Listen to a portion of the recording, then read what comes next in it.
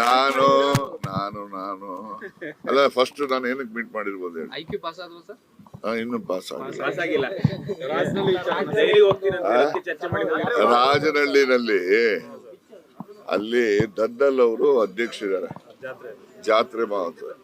ಅದ್ರ ಪೂರ್ವಭಾವಿ ತಯಾರಿ ಬಗ್ಗೆ ಅವರು ಇವತ್ತು ಸಭೆ ಕರೆದಿದ್ದಾರೆ. ಅಲ್ಲಿನೂ ಕೂಡ ಪತ್ರಿಕಾಗೋಷ್ಠಿನೂ ಕೂಡ ಕರೆದಿದ್ದಾರೆ. ಅದಕ್ಕೆ ಹೋಗ್ತಕ್ಕಂಥದ್ದು ಇದೆ ಅಂತೇಳಿ ಅನ್ಕೊಂಡಿದ್ದೆ. ಇವತ್ತು ನಾನು ಬೇರೆ ಕಾರಣದಿಂದ ಹೋಗ್ಲಿಲ್ಲ. ಅಲ್ಲಿ ನನ್ನ ವೈಫು ಹೋಗಿರ್ತಾಳೆ. ಹಾಗಾಗಿ ನನ್ನ ಅನುಪಸ್ಥಿತಿ ಏನಂತ ದೊಡ್ಡ ಪರಿಣಾಮ ಏನಾಗೋದಿಲ್ಲ. ಜಾತ್ರಾ ಕಾರ್ಯಕ್ರಮಕ್ಕೆ ನಾವೆಲ್ಲರೂ ಕೂಡ ಸಹಕಾರನೂ ಕೊಡ್ತೇವೆ. ಅದನ್ನ ನಿಂತು ಭಾಗವಹಿಸಿ ಅದನ್ನ ಯಶಸ್ವಿನೂ ಕೂಡ ಮಾಡ್ತೀವಿ. ನೀವು ನೋಡಿದ್ರೆ 2028 ವರೆಗೂ ಸಿದ್ದರಾಮಯ್ಯನವರು ಇರಬೇಕು ಅಂತೀರಾ? ಎಲ್ಲಿ ಹೇಳಿದ್ದೀನಿ ನಾನು? ನಾನು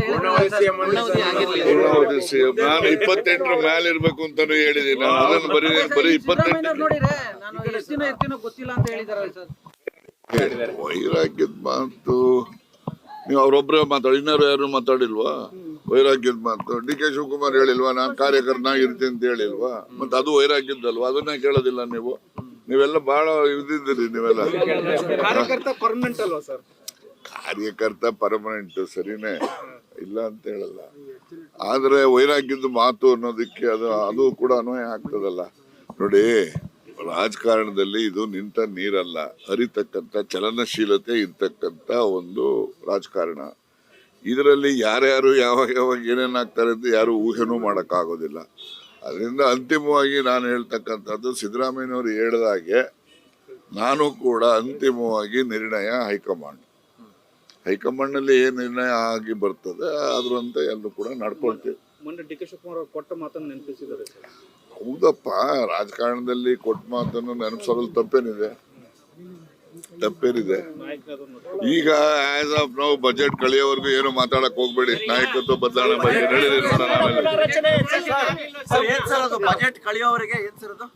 ಅಲ್ಲಲ್ಲ, ರಾಜಕಾರಣದ್ದು ಯಾವುದೇ ಬದಲಾವಣೆಗಳನ್ನ ನೀವು ಯೋಚನೆ ಮಾಡಕ್ ಹೋಗ್ಬೇಡಿ, ಯಾರನ್ನು ಕೇಳಕ್ ಹೋಗ್ಬೇಡಿ.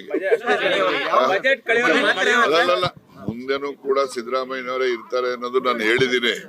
ಆದ್ರೆ ಯಾವುದೇ ಗೊಂದಲ ಬಜೆಟ್ ಮುಗಿಯೋವರೆಗೂ ಮಾರ್ಚ್ 31ವರೆಗೂ ಯಾವ್ದು ಯೋಚನೆ ನೀವು ಯಾರು ಕಲ್ಪನೆ ಮಾಡ್ಕೊಳಕ್ ಹೋಗ್ಬೇಡಿ. ನೋಡಿ, ಅವ್ರಿಗೆ ಅಸ್ಸಾಂ ಉಸ್ತುವಾರಿ ಕೊಟ್ಟಿದ್ದಾರೆ, ಜಾರ್ಜ್ ಅವ್ರಿಗೆ ಕೇರಳ ಕೊಟ್ಟಿದ್ದಾರೆ, ವೆಸ್ಟ್ ಬೆಂಗಾಲ್ ಹರಿಪ್ರಸಾದ್ ಕೊಟ್ಟಿದ್ದಾರೆ. ನಮ್ಮನ್ನೇ ನಾವು ಅಲ್ಲಿಗೆಲ್ಲ ಹಿಂದಿ ಬಂದಿ ಬರಲ್ವಲ್ಲ, ಇಂಗ್ಲಿಷ್ ಹಿಂದಿ. ಗೃಹ ಸಚಿವರ ಖಾತೆಯಲ್ಲಿ ಡಿ ಕೆ ಶಿವಕುಮಾರ್ ಅವರು ಹಸ್ತಕ್ಷೇಪ ಮಾಡ್ತಿದ್ದಾರೆ ಅನ್ನೋ ಕುಮಾರಸ್ವಾಮಿ ಅವರ ಆರೋಪ. ಬಳ್ಳಾರಿ ನೋಡಿ, ಕುಮಾರಸ್ವಾಮಿ ಮುಖ್ಯಮಂತ್ರಿ ಇದ್ದಾಗ ಅವರು ಮಂತ್ರಿಗಳ ಖಾತೆನಲ್ಲಿ ಎಷ್ಟು ಮಟ್ಟಿಗೆ ಹಸ್ತಕ್ಷೇಪ ಮಾಡಿದ್ದಾರೆ ಅನ್ನೋದು ಒಂದು ದೊಡ್ಡ ಲಿಸ್ಟೇ ಕೊಡ್ತೀವಿ ನಾವು. ಅದರಿಂದ ಒಬ್ಬ ಹಿರಿಯ ಸಚಿವರಾಗಿ ಜನರ ಹಿತದೃಷ್ಟಿಯಿಂದ ಯಾವ್ದಾದ್ರು ಉತ್ತಮ ಸಲಹೆಗಳನ್ನ ಕೊಡ್ಲಿಕ್ಕೆ ಎಲ್ರಿಗೂ ಕೂಡ ಸಾಮಾನ್ಯ ಜನರಿಂದ ಹಿಡಿದು ಮಂತ್ರಿವರೆಗೂ ಇರ್ತದೆ.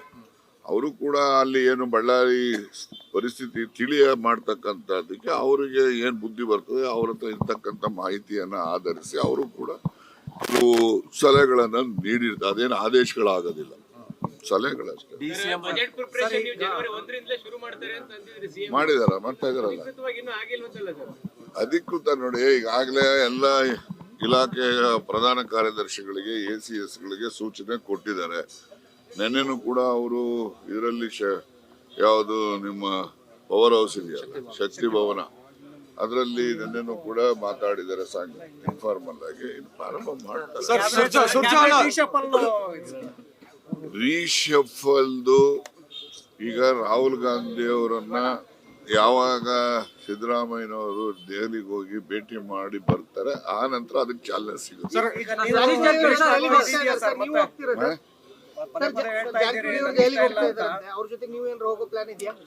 ಅವರು ಹೋಗ್ತಾರೆ, ನಾವು ಕೂಡ ಅಗತ್ಯ ಬಿದ್ರೆ ಹೋಗ್ತೀವಿ. ನಾವೇನು ಟೀಮ್ ಮಾಡ್ಕೊಂಡು ಜೊತೆನಲ್ಲಿ ಎಲ್ಲರನ್ನು ಕರ್ಕೊಂಡು ಹೋಗಿ ಒತ್ತಾಯ ಮಾಡುವಂತ ಅಗತ್ಯತೆ ಏನಿಲ್ಲ. ಈ ವರ್ಷ ರಾಜಕೀಯವಾಗಿ ಮುಂಬಡ್ತೀವಿ ಅಂತಾರೆ ಅಂತ ಚರ್ಚೆ ಸರ್. ಅದೇ ನಾನ್ ಸಂತೋಷ ಪಡೋನು ಅವ್ರು ಮುಂಬಡ್ತೀವಿ ಅಂತಂದ್ರೆ. ಅವರು ಬಹಳ ಬ್ಯುಸಿ ಇದ್ದಾರೆ. ಹರಿಯಾಣದಲ್ಲಿ ಬಹಳ ಮಹತ್ವವಾದಂತಹ ಅಲ್ಲಿ ಕಾರ್ಯಭಾರ ಇರೋದ್ರಿಂದ ಅವರು ಬರ್ಲಿಕ್ಕೆ ಎಲ್ಲ ಗುಂಡು ಆಗ್ತಾ ಇದ್ರು, ಕರ್ನಾಟಕ ತಲೆ ಆಗ್ತಾ ಇಲ್ವಲ್ಲ ಸರ್ ಅವರು? ಅಲ್ಲಿ ಕಾರ್ಯಭಾರ ಜಾಸ್ತಿ ಇದೆ ಅಂತ ಹೇಳಿಲ್ಲೇನ್ರಿ? ಬಿಡುಗಡೆ ಹೋಗ್ಬೇಕಲ್ಲ ಸರ್, ಇಲ್ಲಿಂದ ಬಿಡುಗಡೆ ಹೇಳಿ, ಇದು ಕಾಂಗ್ರೆಸ್ ಪಕ್ಷ, ಇದು ನ್ಯಾಷನಲ್ ಪಾರ್ಟಿ, 140 ವರ್ಷದ ಇತಿಹಾಸ ಇರುವಂತದ್ದು. ಎಲ್ಲೆಲ್ಲಿ ಪಕ್ಷದ ಹಿತದೃಷ್ಟಿಯಿಂದ ಹೆಚ್ಚು ಕಾರ್ಯ ಇರುತ್ತೆ ಅಂತ ಕಡೆ ಗಮನ ಹರಿಸ್ತಕ್ಕಂಥ ನಡೀತಾ ಇದೆಯಲ್ಲ. ನಾನು ಡೈರೆಕ್ಟರ್ಗೆ ಎಲೆಕ್ಷನ್ ಸೋಮವಾರ ಅರ್ಜಿ ಹಾಕ್ತೀನಿ.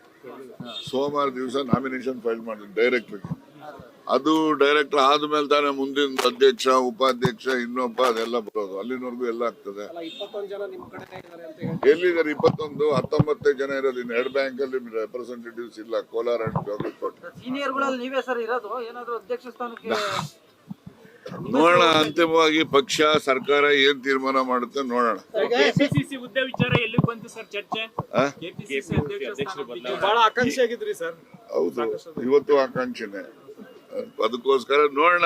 ನಾನು ಹೇಳುತ್ತಲ್ಲಪ್ಪ, ಯಾವುದೇ ಪಕ್ಷದಲ್ಲಾಗ್ಲಿ ಸರ್ಕಾರದಲ್ಲೇ ಆಗ್ಲಿ ಬದಲಾವಣೆಗಳು ಅಂತಾನೆ ಅಂತಿಮವಾಗಿ ಹೈಕಮಾಂಡ್ ಅವರು ತೀರ್ಮಾನ ಮಾಡ್ತಕ್ಕಂಥದ್ದು. ಅದು ಅವ್ರ ಥಿಂಕಿಂಗ್ ಏನಿದೆ ನೋಡೋಣ. ಡಿ ಕೆ ಶಿವಕುಮಾರ್ ಅವರು ಮಾತನಾಡ್ಸಿದ್ರಂತೆ ಸರ್. ಹೌದು, ನಾನು ಹೇಳುತ್ತಲ್ಲ, ಎಲ್ಲರಿಗಿಂತ ಮುಂಚೆಯಿಂದ ಡಿ ಕೆ ಶಿವಕುಮಾರ್ ಅವರು ನನಗೆ ಆತ್ಮೀಯ ಸ್ನೇಹಿತ ಅಲ್ಲ ಅಂತ ನಾನು ಯಾವತ್ತೂ ಹೇಳಿ. ಅಲ್ಲಲ್ಲ, ನಾವ್ ಎಲ್ಲೆಲ್ಲೋ ಹೋಗಿದ್ವಿ, ಅವೆಲ್ಲ ನಿಮ್ಗೆ ಹೇಳಕ್ಕಾಗ್ತಲ್ಲ. ನಡೀರಿ. ಎಲ್ಲಿಗೆ ಹೋಗ್ತಾ ಇದ್ದಾರೆ? ನಿಮ್ಮ ವಾಲ್ಮೀಕಿ ಸಮುದಾಯದ ಸ್ಥಾನಗಳು ಸಹ ಖಾಲಿ ಇರುವಂತದ್ದು. ನೋಡಿ, ಸತೀಶ್ ಅವರು ಹಿರಿಯ ಸಚಿವರು ಇದ್ದಾರೆ, ನಮ್ಮ ಸಮಾಜದ ಮುಖಂಡರು, ಪ್ರಶ್ನಾತೀತವಾದಂತಹ ಮುಖಂಡರು ನಮ್ಮ ಸಮಾಜಕ್ಕೆ. ಸೊ ಹೀಗಾಗಿ ಅವರು ಬೇರೆ ಬೇರೆ ಎಲ್ಲ ಇರ್ತವೆ. ಅವರು ಕಾರ್ಯಚಟುವಟಿಕೆ, ಅವರು ಈಗ ನಮ್ಗೆ ಹೇಳ್ತಾ ಇದ್ರು, ಸೌತ್ ಆಫ್ರಿಕಾದಲ್ಲಿ ಒಂದು ಮೆಡಿಕಲ್ ಕಾಲೇಜ್ ಮಾಡ್ತೀನಿ, ಒಂದು ಸ್ಪೋರ್ಟ್ಸ್ ಸ್ಕೂಲ್ ಮಾಡ್ತೀನಿ ಅಲ್ಲಿ ಅಂತ ಹೇಳ್ತಾ ಇದ್ರು. ಹಂಗೆ ಅವ್ರಿಗೆ ಬೇರೆ ಬೇರೆ ಇರ್ತವೆ. ನಾನು ಒಂದ್ಸರಿ ದುಬೈ ಅಂದ್ರೆ ಯಾವುದೋ ಬೇರೆ ದೇಶಕ್ಕೆ ಹೋಗಿ ಅಲ್ಲಿ ದುಬೈಯಿಂದ ಫ್ಲೈಟ್ ಚೇಂಜ್ಗೆ ಇದ್ದೆ. ಅಲ್ಲಿಗೆ ಇವರ ಡಾಟರು, ಇವ್ರ ಮಗ ಅಲ್ಲಿ ಸಿಕ್ಕರು ನನಗೆ. ನಾವು ಅಲ್ಲಿಂದ ದುಬೈಯಿಂದ ಒಂದೇ ಫ್ಲೈಟಲ್ಲಿ ಬಂದು, ನಾನು ಏನಕ್ಕೆ ಎಲ್ಲೋಗಿದ್ವಿ ಅಂತ ಕೇಳಿದೆ ಅವ್ರನ್ನೆಲ್ಲ. ಎಲ್ಲ ಚೈನಾಕ್ಕೆ ಹೋಗಿದ್ರು 3 ಜನನು. ಅವ್ರದ್ದು ಯಾರಿಗೂ ವ್ಯವಹಾರ ಗುಟ್ಟು ಯಾರಿಗೂ ಹೇಳಲ್ಲ ಅವರು. ನೀವು ಸುಮ್ಮನೆ ಯಾಕೆ ಹೇಳಲ್ಲ? ರಾಜಕೀಯ ಗುಟ್ಟನ್ನು ಎಷ್ಟು ಬೇಕೋ ಅಷ್ಟೇ ಹೇಳ್ತಾರೆ, ಎಲ್ಲ ಹೇಳಲ್ಲ.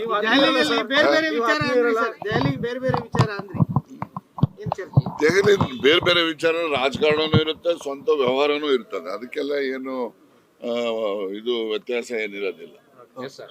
Okay, thank you. Thank you sir.